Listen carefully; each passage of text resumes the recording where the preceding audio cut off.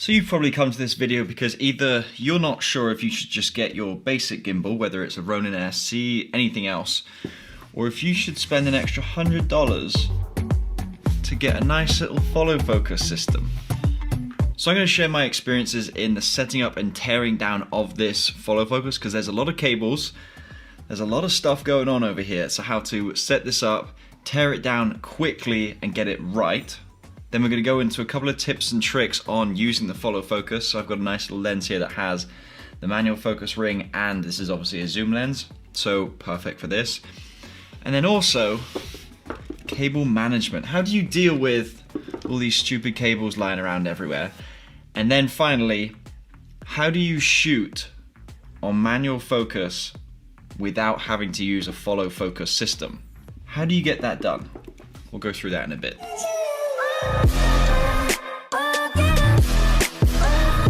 So the instructions that come with the DJI Ronin SC for setting up the follow focus are not the easiest. Maybe it's just me, and maybe I'm just not the sharpest guy in the drawer. But this took me a long time. I mean like 45 minutes. So if you already know how to set your gimbal up and you're all good with that, you're a professional, watch the bar at the top, change the speed at the bottom right to 2x speed, and just follow that bar at the top until you get to the tips and tricks at the end, and I'll see you back there then. But for those of you wanting to understand how we put this together quickly and easily, let's get into that.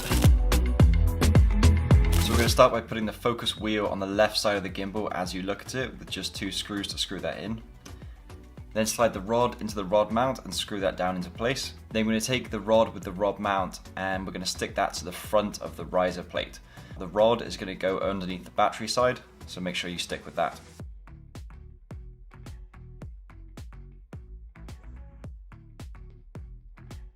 Then we're going to take the RSS splitter, make sure you drop a screw down into the hole there, and it's going to drop down on top of the rod mount.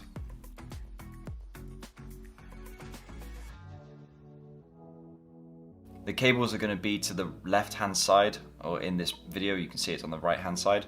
It's going to be on the left hand side, so on the left of the camera. Respectively, you can see the cables are labeled as the motor cable and the gimbal cable. You'll find that now you can't get into your battery, you can't change this mid-shoot, you have to take off this whole piece, or even just undo this to move out the rod, which means you've got to move the focus motor as well, which, trust me, you do not want to be doing. So see if you can adjust this the way I have to move this as far up as possible to leave enough room for your battery case. Little trick. All right, let's get back into it. Then we're going to slide our camera onto the gimbal, make sure that's all locked in place, and then move on to the focus gear strip. So you want to make sure we have the right teeth in, and that's going to be the teeth with the smaller gap between them, so make sure that is on the side touching the actual focus wheel of your camera. The other side won't work, and also the focus motor itself won't be able to latch on. Almost at the end, we're going to slide the focus motor on top of the rod, and that's going to then clip in place with the gear strip as well, and make sure those teeth are aligned, and then of course tighten the little knob underneath.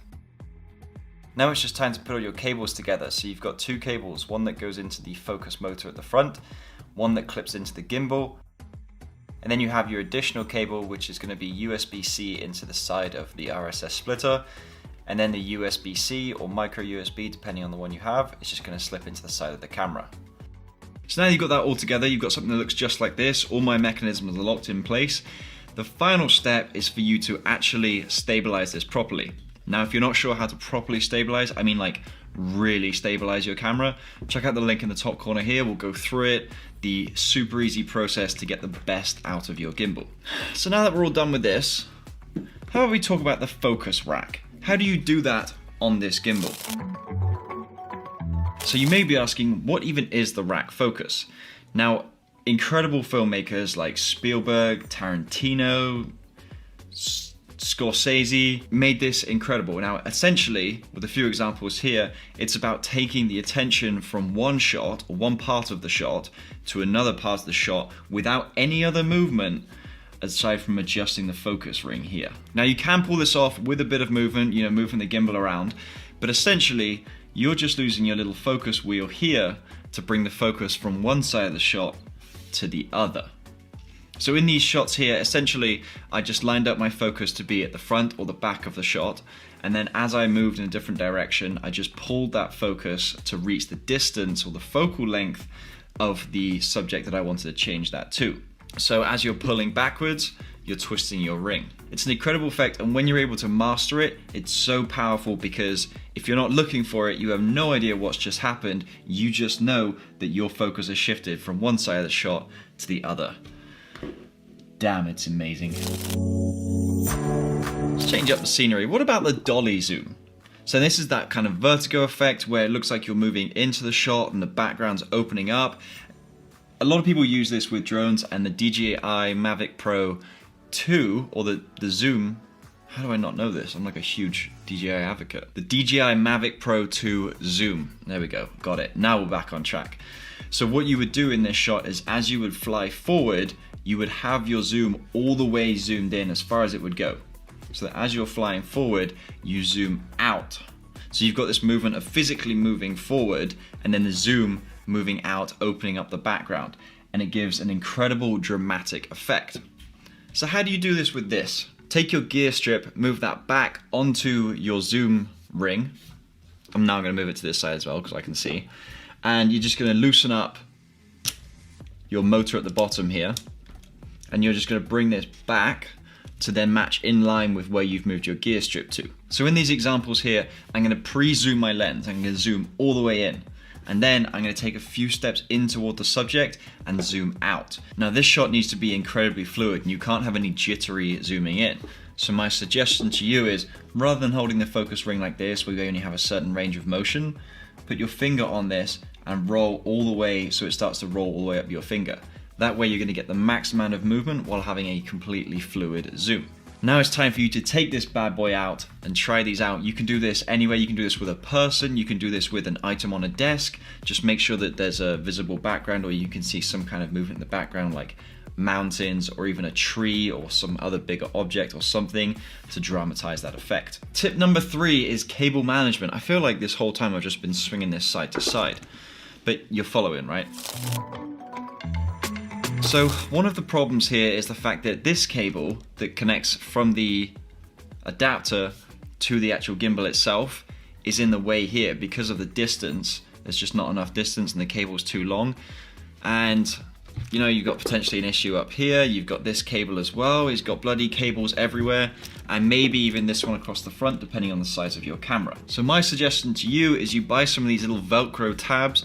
I'll leave a link to them in the description below. And essentially you would just bind them around your gimbal area to then tie this into place so that now your cables are all stuck to or as close to your actual metal parts of this so that they're not getting in the way, especially of this mount here or any of your other mounts, because when those get in the way, you just don't get the fluid movements. And if you don't get the fluid movement mid-shot, you have to start it all over again. So here's the part of the video where you either say, wow, Ollie, you're so resourceful, or you say, you really couldn't have found anything better.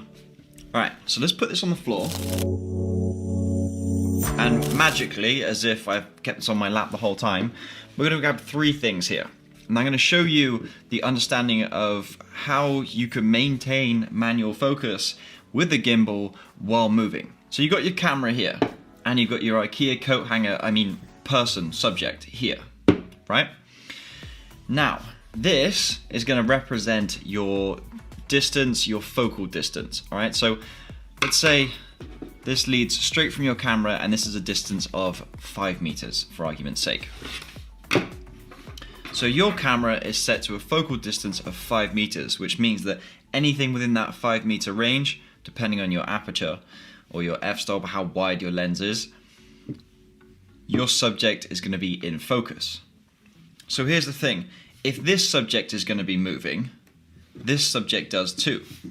So if I attach these together like this, it means that if this subject's going to go from this positioning here where they're in focus and they're going to go to over here, we need to follow at that same distance. So we can't just have that person go over here and maybe follow like this, because now they're no longer in distance. What we need to do is be following them in a fluid motion however we go, keeping the same distance between. Now you may be thinking, Ollie, that's ridiculously difficult, but you'd be surprised how undifficult it is, and I know full well that is no word. Let's get you back up. Gotta set the scene properly. So now my suggestion to you is to take this video, rewind it back to the beginning of this start of this tutorial, set the speed to 1.5, grab your little gimbal, and next time you're watching TV or waiting on something to cook or something, just practice. Tear this up, set this up, tear it back down, set it back up, tear it back down again until you come out looking like an absolute pro and someone says, hey Ollie, how long does it take you to set your gimbal up or your follow focus? And I'm just like, seconds. Bro. The other part is so that when you get on set, when you start shooting with other people, you're not spending like minutes and minutes trying to set this up. Or if you're someone who just does this for fun, having your wife, your husband, girlfriend, boyfriend, whatever, stood next to you kind of like, you know, when are you gonna finish? So there you have it. If you're interested in learning more about this gimbal, check out the link in the top corner here for the top 5 features I found with this, and 5 features that I think could do with some improvement and maybe will come with some updates soon. But if you enjoyed this video, please drop a like, drop me a comment if there's something you found useful or entertaining this video, and if you want more filmmaking, video editing, and gimbal tutorials, or just fun, consider subscribing. Otherwise, thank you very much for watching. Please like, comment, share, subscribe, do what you gotta do, and I'll see you guys in the next one.